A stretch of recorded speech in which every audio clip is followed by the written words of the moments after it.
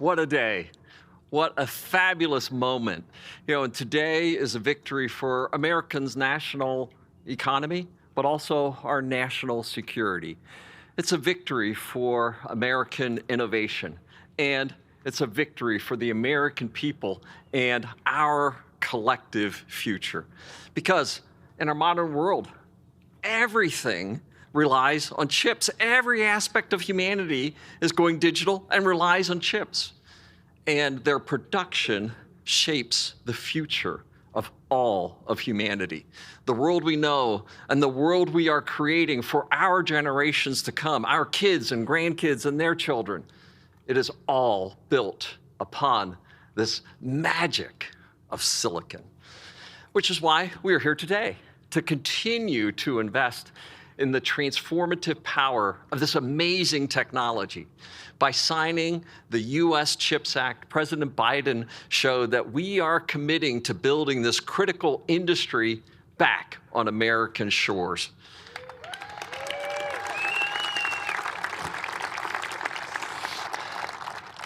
These investments, our investments, are powering the next great chapter of American innovation, the next great chapter of science and manufacturing technology.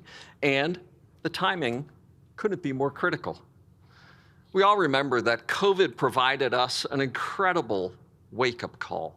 A wake-up call that shocked and disrupted our global supply chains. It choked our manufacturing lines.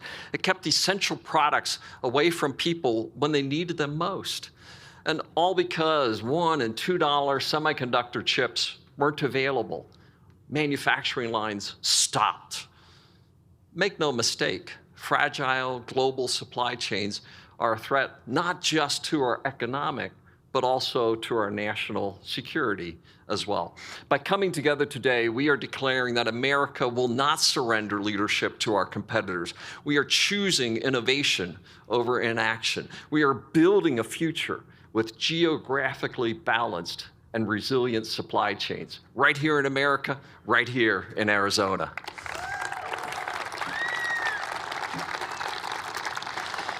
Historians will look back on this period as a once-in-a-generation defining moment, a moment to challenge our old assumptions and to drive fundamental structural changes for the future. America must lead the way into this new era by regaining our leadership, especially with the turbocharged acceleration that AI is providing to our world and its incredibly promising potential. And we will be ready to meet this next surge of semiconductor demand. All of us at Intel believe that restoring our nation's leadership in semiconductors is more than just an opportunity, more than just a responsibility. It's our calling. This is what we were built for as a company. This is what we do. And we have already announced plans to invest more than $100 billion in the US over a 5-year period.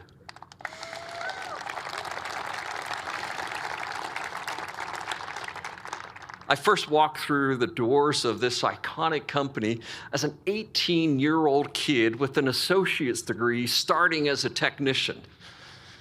I took the job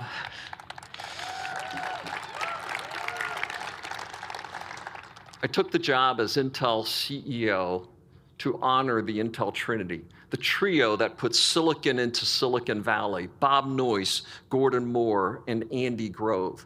And through the years, I've had the honor of witnessing firsthand, of learning at their feet, that this American excellence, this power of technology innovation, but the power and the role of American manufacturing.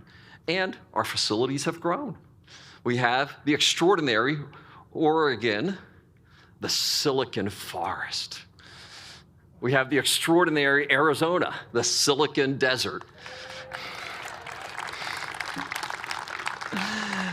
And the extraordinary New Mexico, the Silicon Mesa. And one of my proudest moments was standing beside President Biden in Ohio and beginning of a new chapter of American innovation at Intel. I can say that Field of Dreams is now an extraordinary construction site that's coming to life before your very eyes. We are so proud that President Biden and Secretary Raimondo believe in this vision of expanding U.S. chip-making capacity and capabilities. And I am grateful for this funding and the confidence and commitment that you are placing in us. Mr. President and Madam Secretary, we will not let you down.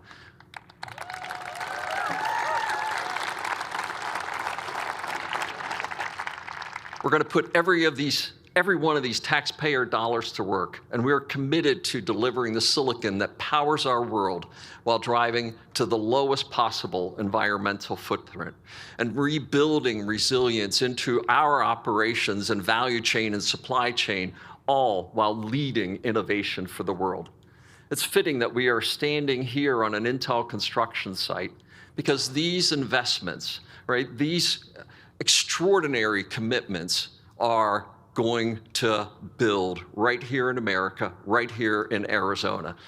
We're going to keep building and innovating new chips that power the future and help humanity to be a better place for our children and grandchildren. We're going to build stronger communities and local economies from Arizona to Ohio by creating nearly 80,000 jobs at Intel and our construction sites with suppliers and more. That's a lot of jobs. You should applaud that. Yeah.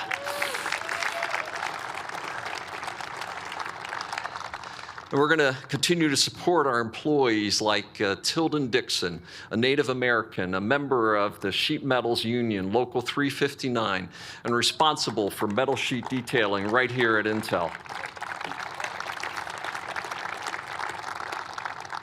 And it's now my pleasure to have the introduction of Tilden, and he will have the unique honor of introducing our president today. And we're going to build more secure America. The CHIPS Act is just the kind of bold action that will get us there. And for all of these reasons and more, we applaud President Biden, his administration, Secretary of Commerce Raimondo, the bipartisan group of policymakers that came together to make the CHIPS Act a reality. And now, thank you, and Tilden.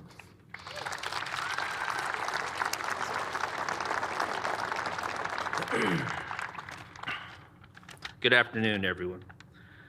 My name is Tilden Dixon, and I'm a proud second-generation sheet metal worker and a member of Smart Local 359.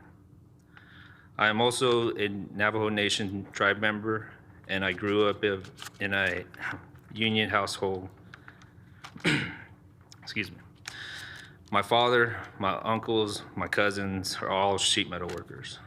I saw firsthand the great value of a good job with a livable wages, health care, and pension benefits. Times were not always great with the ups and downs of construction, but my father taught me if you work hard and you have union brothers and sisters to lean on, you'll always get ahead. Thank you. I chose to follow his footsteps and joined the Local 359 in 2012. I served my apprenticeship and then secured a job at the Intel construction site where I've been for the past 6 years. It was a commitment to go to class and work a full-time job for many years. But I've learned a lot, and now I am a BIM coordinator at the construction site where I design 3D modeled routes that are used to construct Intel's semiconductor manufacturing fab tools. I love my job. I am currently saving so that one day, very soon, I can buy a house.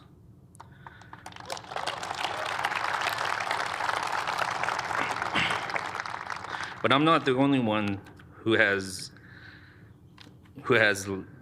lives have been transformed for the better.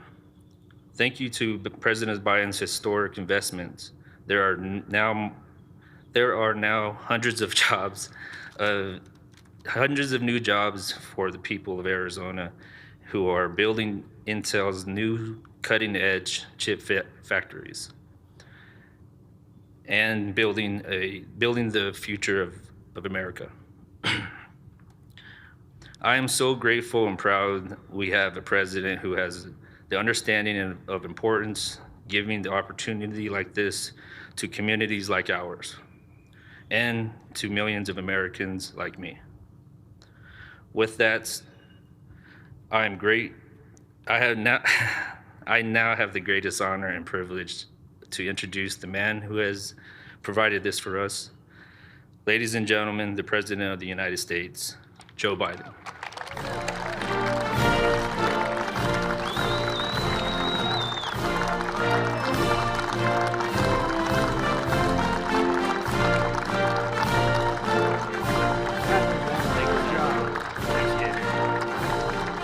Hello, hello, hello. By the way, your dad is right about unions. Your dad is right. Unions built the middle class. Wall Street didn't. Unions built the middle class. So thanks, Tilden, for that introduction. And union sheet metal worker, proud member of the Navajo Nation, you're going to be building the future here in Arizona. And Arizona is building the future. Thank you, Governor Hobbs. She had to leave, but welcomed me to the state and for your partnership all across the board. And thank you, Representative Stanton, for your dedication to the people of the 4th District and for the passport, anyway. Get in. Well, we couldn't be here today because of votes in Washington. I want to thank Senator Mark Kelly, who's doing an incredible job and the real champion from the announcement that we make here today. And Mayor Kate, where's Kate? Thank you, Kate. You're an incredible mayor. You're doing a great job. And Mayor Chandler Harkey. And I guess I'm technically in your city, right? Yes, sir. All right. I'll behave. We're also joined by one of the brightest men or women I've ever known, Gina Raimondo, our Secretary of Commerce. And I'm not joking about that. And Pat Gelsinger, CEO of Intel. Aaron Butler, President of Arizona Building Trades. What a combo, man. And other union leaders are here today. Thank you for your partnership and showing how we get big things done in America, and we can do it again and again. I've asked Pat and many other business leaders this question, and I mean it sincerely. I met with the Business Roundtable. Please have a seat, by the way. You're all standing. I'm sorry, I didn't realize you're still standing. I apologize. I asked the question of the Business Roundtable, the biggest leaders of business in the world, and the United States particularly. I asked them, when the United States decides to invest considerable resources in a new industry that we need to build, does that encourage business or does it discourage it? And the answer is overwhelmingly encourage it, overwhelmingly. Folks, during the pandemic, we had to learn about supply chains and the shortage of semiconductors. Those tiny computer chips you all out here know very well, smaller than the tip of your finger, that power everything from the lives of your cell phones, cars, dishwashers, satellites, weapon systems. America invented these chips. Don't forget that we invented these chips. And over time, some thought it was cheaper to send the manufacturing overseas because labor was cheaper. As a result, when the pandemic shut down chips factories overseas, prices of everything went up. First time Americans began to realize just how important they were. Unlike my predecessor, I was determined to turn things around, to invest in America, and all Americans. And that's what we've been doing. In January of 2022, Pat came to the White House where we announced a historic investment to build a state-of-the-art semiconductor factory in Ohio, factories in Ohio. We were joined then by Sherrod Brown, the Ohio senator, who talked about why it's time to bury the phrase Rust Belt. And Pat said at the time we should start calling it the Silicon Heartland, and it is becoming that. By March of this year, Pat was my guest at the State of the Union, where we talked about the 1,000 acres outside of Columbus, where semiconductor manufacturing facility and fabs were being built, which I referred to at the time as the field of dreams. And boy, it's turning out to meet people's dreams out there. In August, Senator Kelly and Sherrod Brown got the CHIPS and Science Act to my desk. It was one of the most significant science and technology investments in our history. By September, I joined Pat in Ohio and to break ground for the new factory. Within 9 months, We're just getting started since the My CHIPS Science Act was led to partnership with companies investing billions and billions of dollars across the country, bringing semiconductor manufacturing back to America, jobs of the future back to America, including here in Arizona with significant help of Mark Kelly. I tell you what, I'm so glad this is happening. Those phone calls every 20 minutes were getting old. I tell you, he is committed. In December 2022, I came to Phoenix, where I joined so many of you, as well as the CEO of Apple, Tim Cook, to talk about the historic investments that the CHIPS and Science Act was delivering to make chips here in Phoenix. Today, Pat is building here on another field of dreams. I'm thrilled to announce the latest public-private partnership and one of the largest investments in semiconductors in the United States ever. A new landmark agreement under the CHIPS and Science Act between my administration and Intel for up to $8.5 billion. It's a smart investment. And that's being paired with over $100 billion from Intel, including $30 billion in Arizona and $30 billion in Ohio. It's among the largest private sector investments ever in the history of Ohio and Arizona. And this historic funding will be used to build new semiconductor fab facilities and modernize and expand existing ones in Arizona, Ohio, New Mexico, and Oregon. Combined, it will create nearly 20,000 construction jobs, many of which will be union jobs. And I've made it real clear. Make no bones made it. Everybody has a right to organize, man, to have their labor rights protected. But look, this announcement will also support 10,000 manufacturing jobs, 3,000 right here in Phoenix, with salaries averaging over $100,000 a year and don't all require college degrees. That's a change. For the first time in a long time, many of these facilities won't just manufacture regular semiconductors. They're going to once again begin to make the most sophisticated, advanced, and powerful leading-edge chips. Each chip has, this is that blows my mind, has trillions of tiny features.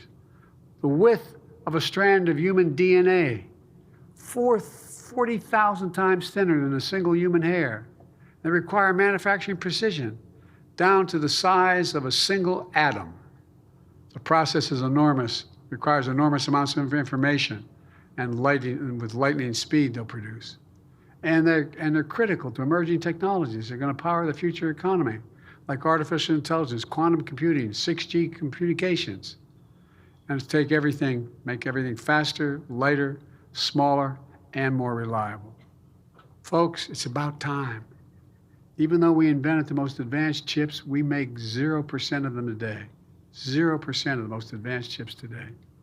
Nearly all manufacturing of leading-edge chips across the entire industry moved overseas to Asia years ago. That's why today's investment is such a big deal. We will enable advanced semiconductor manufacturing to make a comeback here in America after 40 years. It's going to transform the semiconductor industry and create entirely new ecosystems, entirely new research and design, and manufacturing and advanced chips in America. By the way, parenthetically, I said we're going to become the manufacturing capital of the world again. People looked at me like I was nuts. Where the hell's it written saying we're not going to be the manufacturing capital of the world again? We've already created 825,000 new manufacturing jobs, and you're just getting us started. There's not a damn thing America can't do if we set our mind to it. It's going to put us on track to manufacture 20% of the world's leading-edge chips by the end of the decade. And right here in the United States, Intel is committed to net zero greenhouse gas emissions by 2040, and using 100% renewable electricity to power these fabs.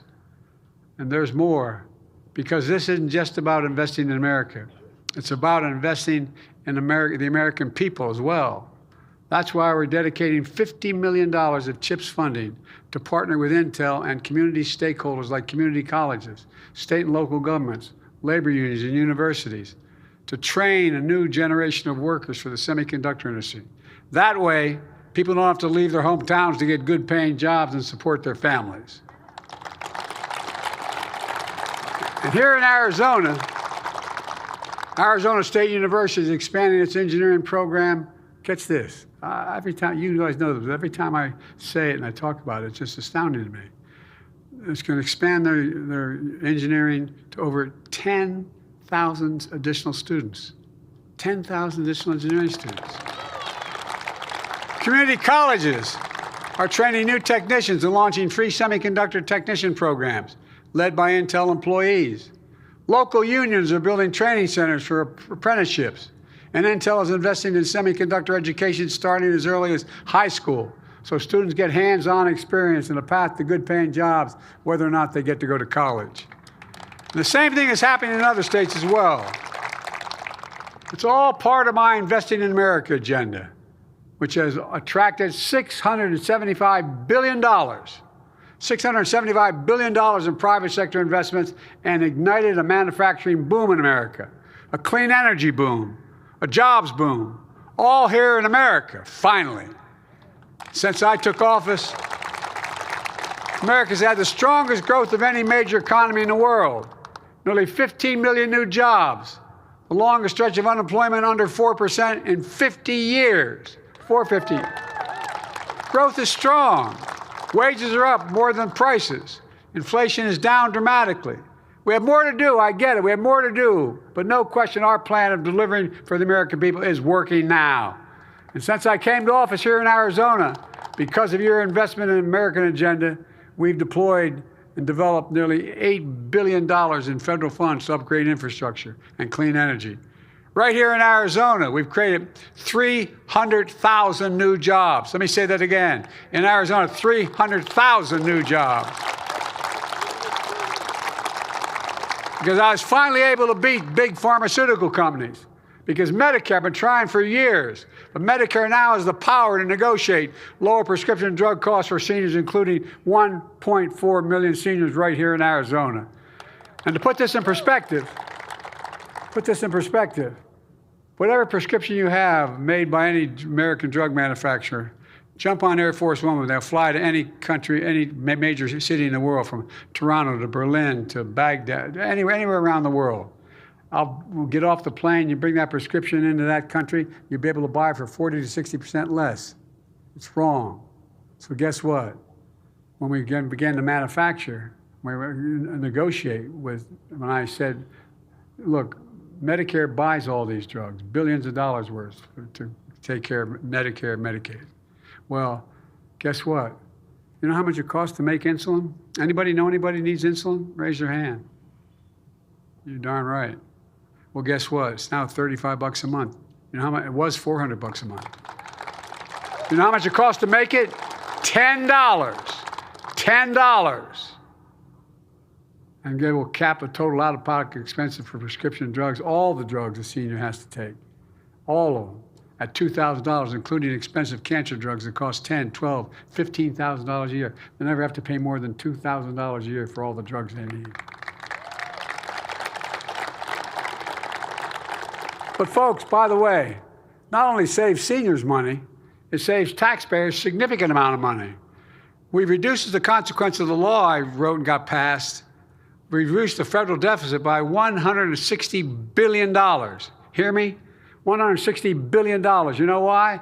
Medicare doesn't have to pay $400. They have to pay $35 for that prescription, and much, much more. Exorbitant prices. It's all part of my economic vision for this country. I determined that I was going to build the economy from the middle out and the bottom up, not the top down. Because when you do that, the poor have a ladder up, the middle class does well, and the wealthy still do very well. We all do well. Let's be clear. Let's be clear. It's a fundamental break from the trickle-down economics supercharged by my predecessor. On his watch, companies sent American jobs overseas for cheaper labor and imported products. We're creating jobs in America and exporting American products. Well, my predecessor and his allies in Congress want to go back. In fact, the vast majority of the team on the other side, my Republican friends, didn't vote for the CHIPS and Science Act. The majority of them did. And now they're trying to repeal the Inflation Reduction Act, the most significant action ever on climate. That's going to create hundreds of thousands of jobs, many of them in their own states, in your district, particularly in states like Arizona. That's when my predecessor was in office. He enacted instead a $2 trillion tax cut for the overwhelmingly benefit of the very wealthy and the biggest corporations. By the way, I'm not anti-corporation. I come from the corporate state of America. More corporations are incorporated in Delaware than every other state in the union combined. And I represented for 36 years. But they can't get greedy. And we want to do, here's what he wants to do this again. The bottom line, I want to build a future in America. My predecessor is going to let the future be built in China and other countries, not America, because it may be cheaper for those investing. Folks, I promise to be the president of all Americans, whether you voted for me or didn't vote for me.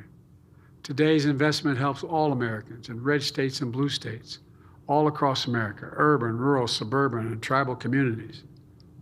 But we're not leaving anyone behind. We're not, if we invent it in America, it should be made in America.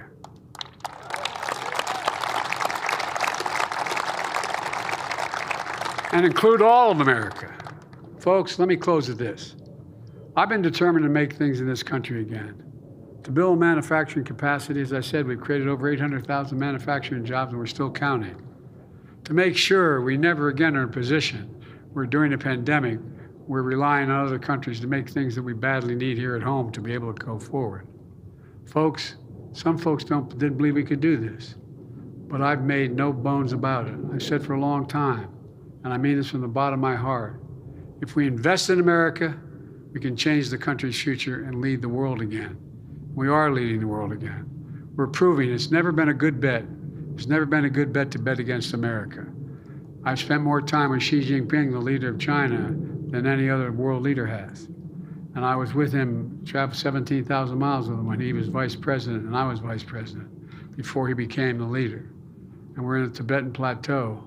And he asked me, he said, "Can you define America for me?" I said, "I sure can, one word." And he looked at me, I said, "Possibilities, possibilities." We haven't been the only nation in the world that's never, we have come out of every crisis we've ever been in stronger than we went into that crisis. There's nothing beyond our capacity. I've never been more optimistic about our future. We just have to remember who in the hell we are. We're the United States of America. And there's nothing beyond our capacity when we work together. So God bless you all, and may God protect our troops. You're the best, you're the best. This is going to transform the country in a way you don't even understand yet. Thank you, thank you, thank you.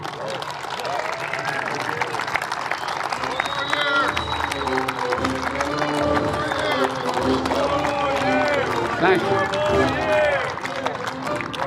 You ready, guys?